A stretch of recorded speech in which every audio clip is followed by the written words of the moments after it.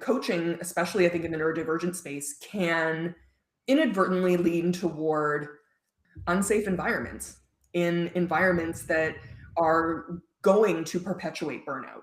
And so when I'm working with clients, we're definitely looking at that environment and seeing what's within their control and what isn't within their control, because we can't fix a workplace environment that is toxic or unsafe. Welcome to Career Coaching Secrets, the podcast where we talk with successful career coaches on how they built their success and the hard lessons they learned along the way. My name is Davis Nguyen, and I'm the founder of Purple Circle, where we help career coaches scale their business to $100,000 years, $100,000 months, and even $100,000 weeks. Before Purple Circle, I've grown several 7- and 8-figure career coaching businesses myself, and have been a consultant at 2 career coaching businesses that are doing over $100 million each. Whether you're an established coach or building your practice for the first time, you'll discover the secrets to elevating your coaching business. Welcome to Career Coaching Secrets Podcast. I'm Pedro, and I'm joined by Gillian Forth, who helps organizations support neurodivergent employees by moving from uncertainty to clear, capable action. She works with HR leaders and disability or accessibility teams through practical education and advisory support that your people can actually use in real workplace moments. Her approach is collaborative, direct, and grounded in how workplaces actually function, at addressing systems and expectations that were never designed with cognitive diversity in mind. So Gillian builds real internal capability so your teams can stop guessing and start responding with confidence when situations get complex or sensitive. Welcome to the show, Gillian. Thank you. Thank you for that intro, Pedro. It's great to be here. Well, I only have you to blame. That's totally your fault, the introduction. And talking about the introduction, I always like to rewind a bit, getting back to the origin story. So before we get into what you do now, Gillian, I'm curious how this actually started. So what was going on in your life when coaching became more than just an idea? Yeah, that's a great question.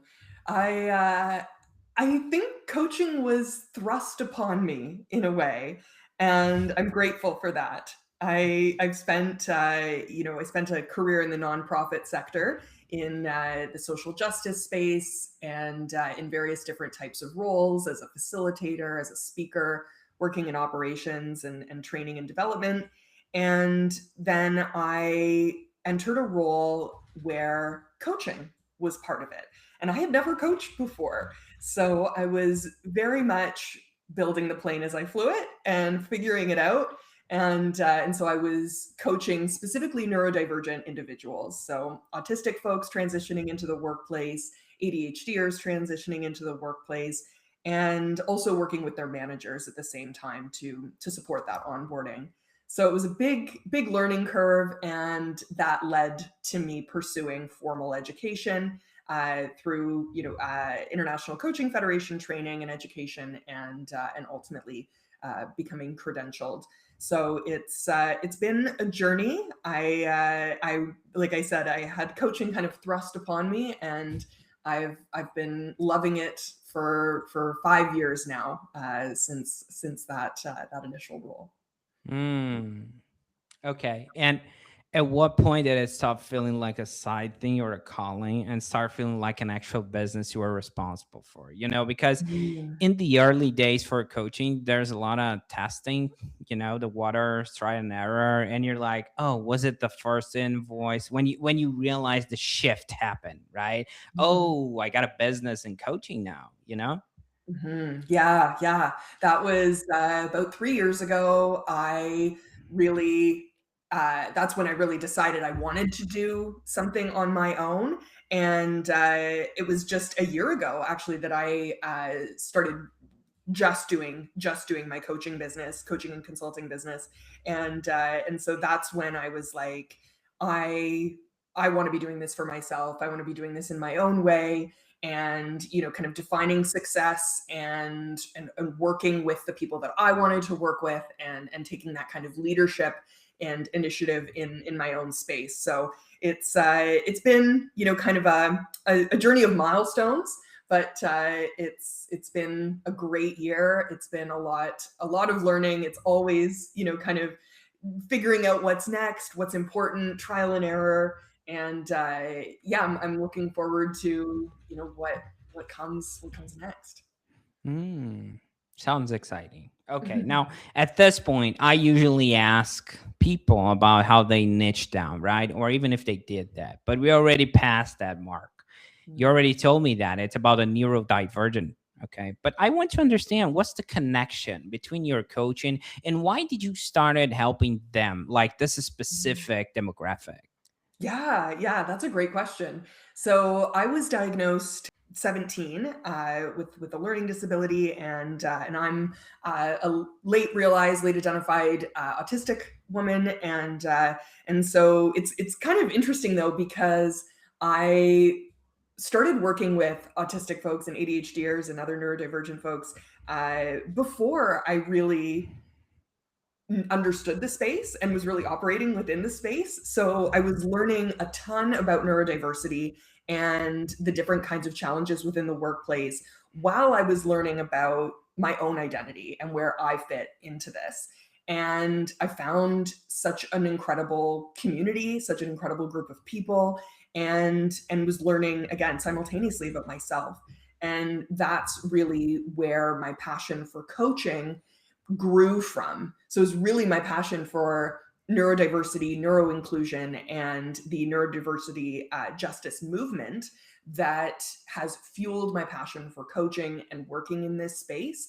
And so it was, you know, it's part of my identity. But when I was, you know, kind of thrust into this environment, into this community, that's where it was like, oh wow, you know, the pieces all kind of came together at the Mm. same time. Coaching and the neurodiversity justice space just made everything make sense for me. Oh, I'm glad I asked that. And the reason Mhm. I'm glad is that, and you can correct me here if I'm wrong, but it sounds like you're serving the past Jillian. It's like, oh, I've been there and done that, and I know where the pitfalls are. I know where the trouble starts. Would you say that as like right or wrong, or am I too far off here?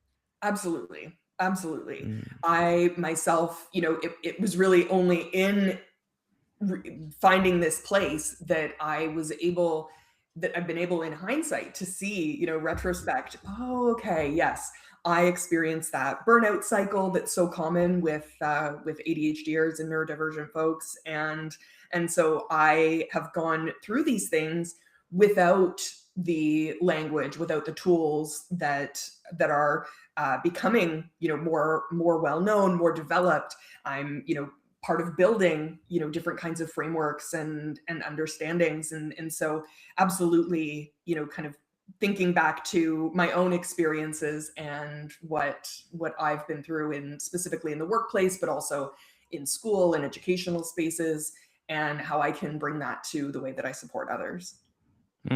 interesting. Okay, now let's zoom out for a second. Okay, if someone ends up working with you today, how do they usually find their way to you in the first place? Like, let's picture past Jillian trying to find present Jillian. Mm. Well, I mean, there's the classic just kind of Google, you know, you're looking for a coach, you're looking up ADHD or autism support resources. You know, maybe someone just recently became diagnosed. That's also quite common. I work with adults who are just navigating a recent diagnosis and want to better understand the label, better understand the identity. And so I work with a variety of different organizations, and you know, word of mouth is really powerful as well. Just being, you know, being top of mind for some people, it's that's been a great way to meet clients, and you know, being out in the community, being in the neurodivergent space, that's you know, I'm just always coming across different people with different stories, looking for different kinds of support, and so it's a variety of ways. Whether it's LinkedIn is common, I do publish different like newsletters and blog posts and things like that. I really enjoyed the thought leadership in the space and enjoying other thought leaders in the Mm. space. And so people sometimes find me through that work as well. Mm. Okay. And on a side note, right, they're looking for you or help in that space and they Google it and it pops up the low achiever, right? That's the name Mhm. of your business. So can you expand on that? Walk me through the why did you have to pick that name specifically? I find that very interesting. Yeah, the low achiever. For any neurodivergent folks listening, it might even just kind of make sense. It just kind of clicks. I meet so many neurodivergent people who are like similar to your response, like, oh, I love that, the low achiever. It like resonates, it hits deeply because it's often a label that is assigned to us, whether it's as, children or into adulthood, that we have so much potential. If only we could focus, if only we could, pay attention or get organized, get ourselves together. That's, a common thing that I'm hearing from folks. And so this idea of being a low achiever, it's not something that people generally apply to themselves. It's the way that, you might hear someone describe themselves as being a high achiever. We don't hear people saying, "Oh, I'm a low achiever." I know so many incredibly ambitious and hardworking neurodivergent folks who are struggling with different barriers, whether it's in the workplace or their personal life, without, the tools and understanding that there are supports available, that there are different ways of doing things to self accommodate or to pursue accommodations. And that this label, this title of low achiever, is one that we can shed. And on the other side of it, it's also a bit tongue in cheek in that we can define success for ourselves. And so what someone else might see as low achievement or a lack of accomplishments is it's subjective. We all get to define what success looks like and what we want to accomplish, what we want to achieve in our lives, and it's up to us. So we get to define that. Hmm. Like instead of judgment, we're talking about a personality trait.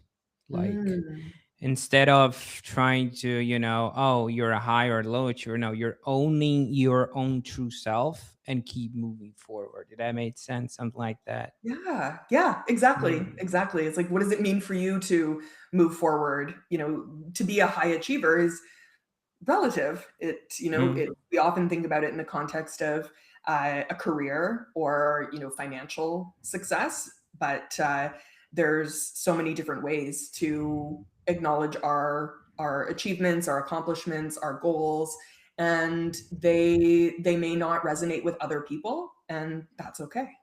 Mm. Okay, now let's talk about the mechanics behind the scenes for a moment, right? Mm. So, for example, I was Googling you, someone referred me to you, like word of mouth, or even LinkedIn that you mentioned. You have some newsletters going on there. So, imagine I'm being onboarded, right? So, what does that experience look like from my perspective on getting to the low achiever army or, community? Let's put it like that. Yeah. So I'll meet with folks, and of course, our initial conversation is really exploring what they're looking for and seeing whether there's a good mutual fit there. I don't believe that every coach is a good fit for every prospective client. There's an important factor of that kind of rapport building, that trust, the whether we're going to have that fit and that match together. And so exploring you're looking for, what a client's looking for, and what kind of approach they want from me as a coach, whether that's more accountability oriented. It can also be specific goal setting. Sometimes folks come with specific goals in mind, and so we can map that out together. often we're also kind of kicking off our engagement by exploring some of the foundational elements of well-being. So values-based goal setting, energy mapping. Often many of my clients are navigating a high performance burnout cycle, and so we're trying to interrupt that and promote recovery, and also setting up sustainable steps, sustainable strategies and approaches moving forward for them. So it's really tailored to each person, what they are looking for, what they need, and how we can navigate that, what's within their control. Because so many people come to me, and coaching, especially I think in the neurodivergent space, can inadvertently lean toward adapting to, or being able to kind of survive in unsafe environments, in environments that are going to perpetuate burnout. And so when I'm working with clients, we're definitely looking at that environment and seeing what's within their control and what isn't within their control. Because we can't fix a workplace environment that is toxic or unsafe and unwilling to accommodate someone. And so it's also early on establishing what coaching can actually provide for an individual and what they're currently experiencing. Okay. I mean, your work seems pretty involved. We're talking about practically a custom experience, right? From discovery call to applying the coaching and having the one-on-ones with your coaches and all of that. So my question to you is, because specifically in the coaching space, we see a lot of coaches wearing all the hats, right? Mm. They're the marketing, they're the ops, they're the sales and all of that. So how do you think about managing your time and energy so the business doesn't start owning you, so you don't get into that burnout position again that you were trying to actually help people not to get to? Yeah, yeah, it's so important. I am incredibly mindful of my own energy, and that's because of my own disabilities and the skills and tools that I've accumulated over the years. And I think I have to walk the talk. And so protecting my energy it's been a learning over my life, but certainly since my own experience with burnout, now almost 10 years ago. And being really thoughtful about what if you've have you ever heard of spoon theory? No, please No, okay. enlighten So in the disability space, lots of folks will be familiar with spoon theory, but it's a from the chronic illness community, actually, and then has become applicable to the larger disability community, and certainly neurodivergent folks included. And it's this idea that we only have a certain number of spoons each day, as like spoons of energy is a way to look at it. Or me. if you're thinking about like a video game, kind of the lives that you have in a certain game. And so when we enter a day, we may consistently have the same number of spoons or the same amount of energy, but it can fluctuate. It can fluctuate throughout the day. Some things that give people spoons or energy, like having a shower or making breakfast, might cost spoons for someone else. And so having spoon theory is a way to map energy proactively and to build in these accommodations and these understandings of ourselves so that we can avoid burnout. And so how I do that very intentionally is I mean I'm obsessed with my calendars and my scheduling, so I'm quite proactive, and I've learned over time what things give me spoons and what things cost me spoons, and I protect my recovery and my rest above everything. It's vital in order for me to show up in the way that I do, because I can work really hard, hyper focus, and dedicate a lot of energy to something. but I can only do that if I give myself the time and space that I need to rest and recover. And so I very much walk the talk, and it's all about protecting the things that promote my well-being: sleep, eat, rest, social time with friends and family, and getting outside, hopefully soon, enjoying some nicer weather.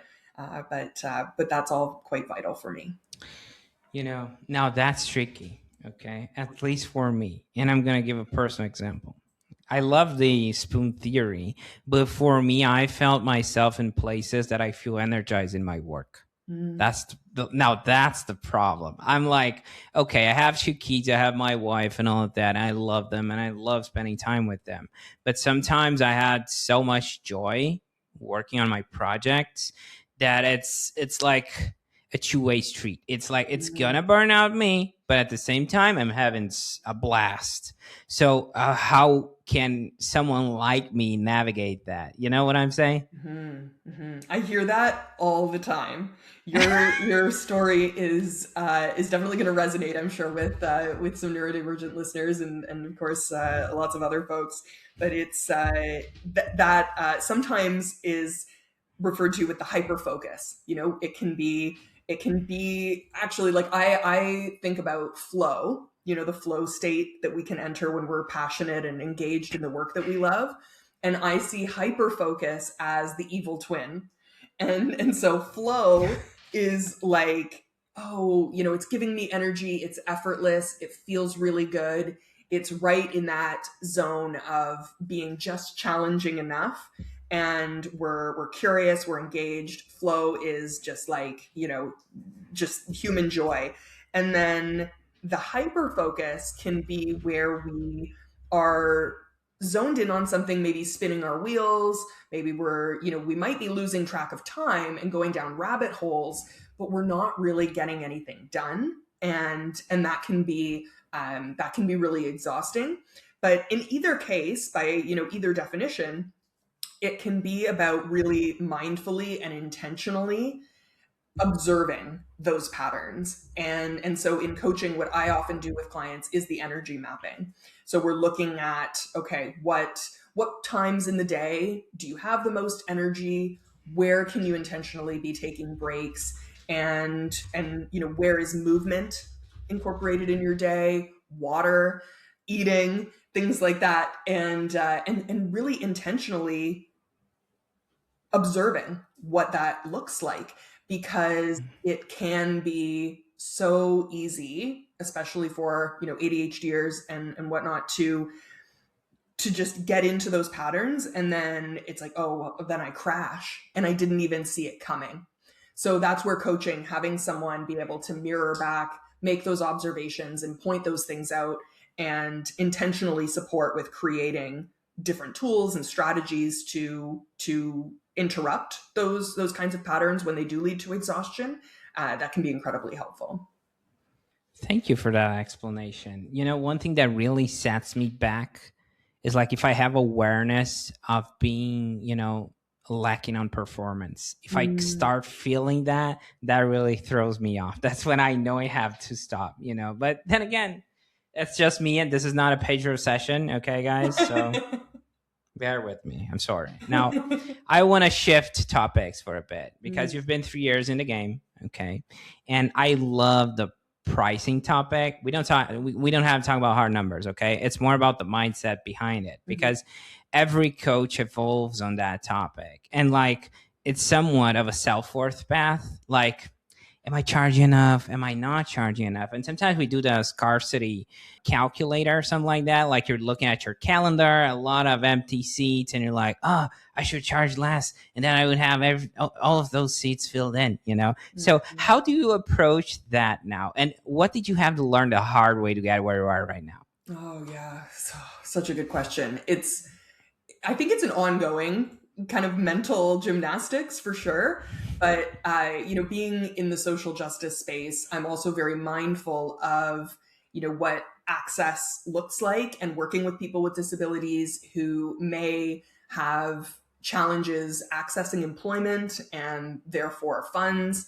I like to navigate my pricing with a sliding scale, with a really open mind of what I can offer, what I'm capable of, so that I can continue to support individuals who financially might otherwise not be able to access coaching.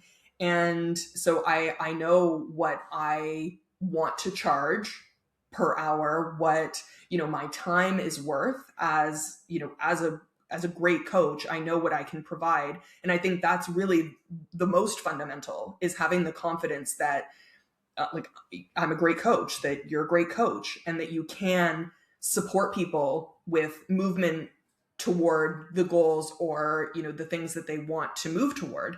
And when you have that confidence and that self-belief, it becomes a lot easier to say, this is what this costs, and I'm willing to be flexible in certain situations so that I can really serve the communities that I want to. So it's a sliding scale, flexible mindset rooted in the confidence that I'm excellent at my craft, and I do, deserve to be compensated for that. People are capable of compensating me for that, and that I also want to remain accessible to the communities that I serve. It's somewhat like a mix, right, of reality check of outcomes you can deliver to your clients, and also the mindset, trying to that imposter syndrome, that evil twin, like you said on the hyper focus theme.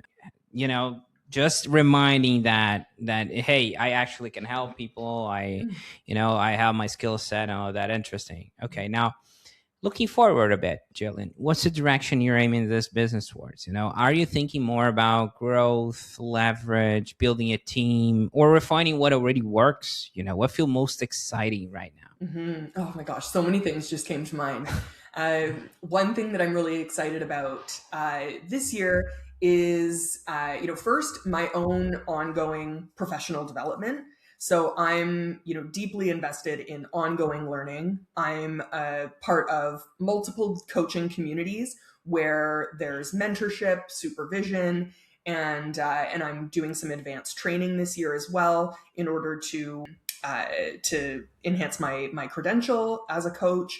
And I'm constantly doing different types of neurodiversity related training as well. So learning about different systems and supports for ADHDers, for autistic folks, specifically looking at the difference with women's experiences, with young people, aging. All of these things are just growing so rapidly, and we're getting so much more research, so much more information. Lived experience in the communities is just becoming a lot more widely available, and so it's a really exciting place to be in right now, and to be constantly learning and absorbing. So my own professional development is a huge focus for me this year and always.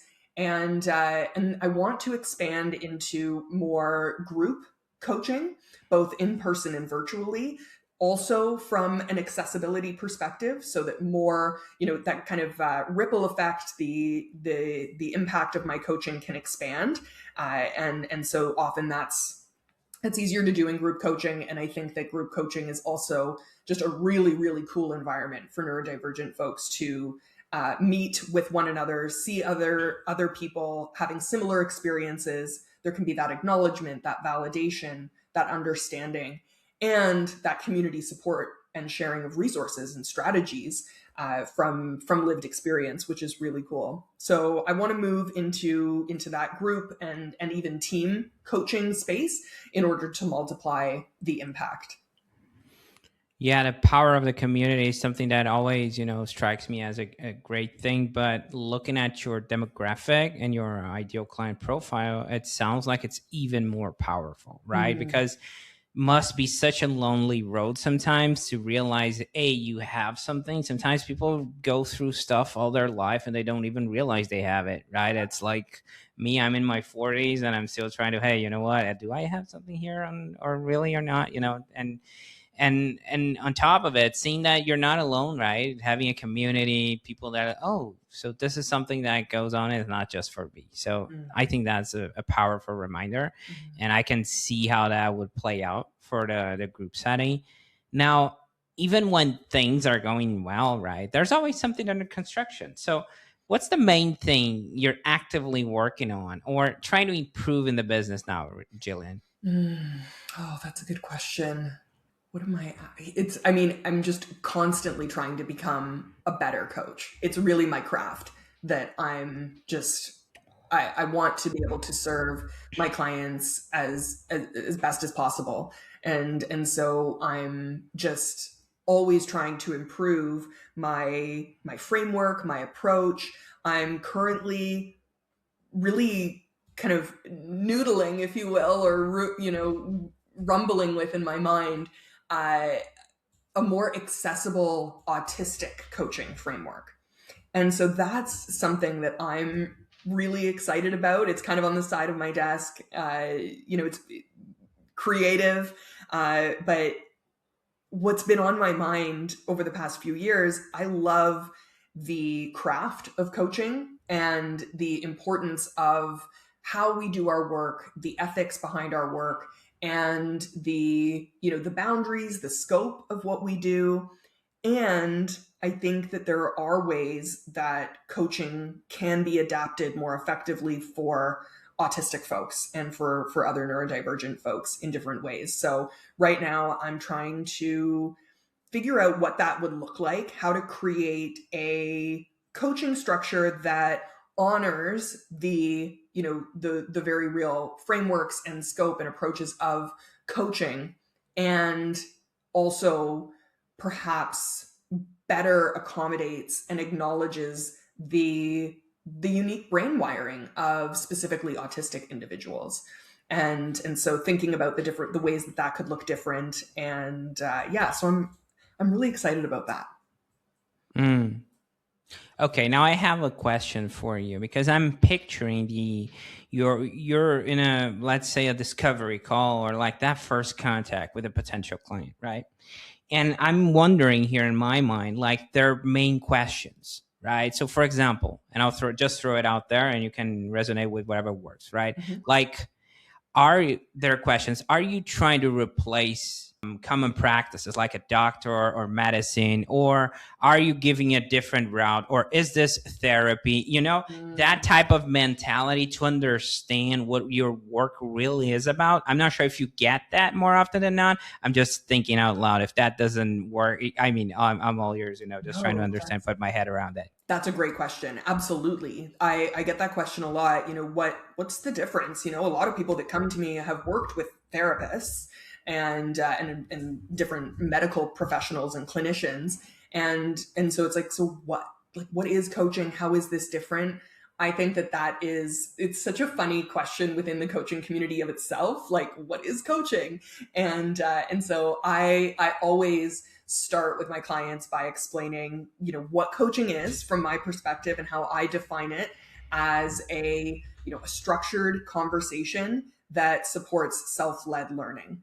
And so that is, this opportunity to pause, reflect, and have someone be able to mirror and observe and share those observations in order to enhance that reflection and that learning, because ultimately it is an educational experience. And so that's where I start, by differentiating between therapy or different medical approaches, because I am not a clinician. I am not a practitioner, mental health or mental illness expert. And so it's important to me to share with clients as well that they can bring whatever they want to coaching, and it's my responsibility as a coach to make sure that we stay within scope, and that I'm referring when necessary to these other professionals who can support with clinical levels of disability or mental illness.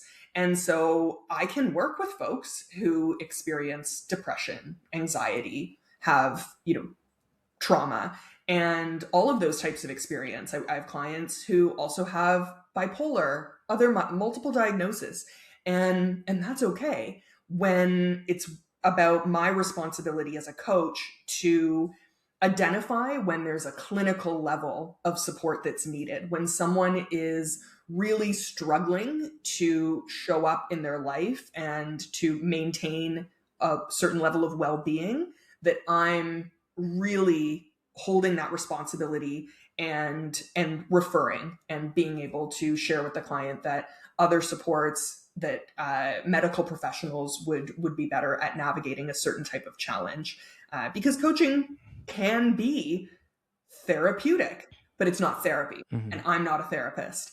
And so it can be a space for processing. It can be a space for naming and understanding emotions and how we want to move through them. Absolutely. But when we start getting into clinical levels of distress, really difficult, enhanced difficulty with achieving a certain level of well-being, that's when it's my responsibility as a coach to be referring. So I'm really clear with my clients about that and what those differences are. Okay. And Gillian, before we close this out, if someone resonated with what you shared and wants to follow your work, where should they go? They can find me at thelowachiever.com. I can also be found on LinkedIn at the Low Achiever.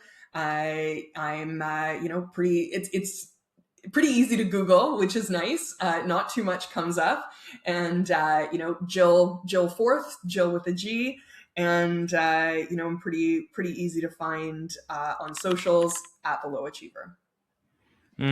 Okay. There were a few things that I feel like I have to highlight, from this chat today. Well, first of all, you being neurodivergent yourself and at 17 being diagnosed, I love the fact that you're serving the past, Gillian.